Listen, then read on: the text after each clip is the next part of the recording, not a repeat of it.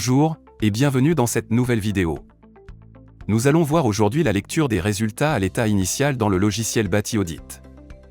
Une fois la création de l'état initial par l'assistant création, et après avoir lancé le calcul, l'affichage des résultats est fait à l'échelle du bâtiment et se trouve directement sous celui-ci dans l'arborescence du projet. Un premier onglet permet de visualiser les résultats détaillés poste par poste de consommation selon la méthode de calcul principale paramétrable dans les prédispositions de l'étude et cela en vue énergétique, kilowattheure et financière. Ensuite, un onglet spécifique à l'affichage des résultats 3CL identiques à ce que l'on obtient dans le rapport d'audit réglementaire permet de visualiser l'étiquette énergétique du bâtiment, la répartition des déperditions, la performance globale de l'isolation ou encore le niveau de confort d'été. Un détail de la composition du bâti est aussi disponible et permet d'accéder à tout le détail des caractéristiques de l'enveloppe par typologie, orientation, dimension, etc.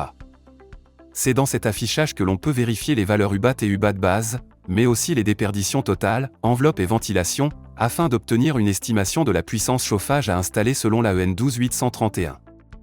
En complément, un dernier onglet permet de visualiser les résultats sous forme graphique avec la répartition selon les énergies utilisées et par service. Bati Audit intégrant différents moteurs de calcul, il est possible pour l'utilisateur de modifier la méthode de calcul principale pour utiliser par exemple la méthode comportementale, mensuelle, tout en conservant la méthode conventionnelle. Ceci permet d'avoir accès dans l'onglet Affichage des consommations aux résultats de cette méthode principale, permettant ainsi un comparatif avec les consommations réelles basées sur un relevé de consommation pour un recollement selon l'occupation.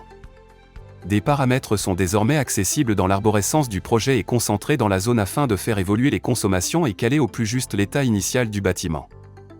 L'affichage du calcul des déperditions est alors accessible depuis la partie saisie du métré, permettant notamment d'accéder à ces calculs en dehors des conventions de la méthode 3CL 2021, comme sur les ponts thermiques par exemple. Dans une prochaine vidéo, nous découvrirons la fonction aménagement et extension.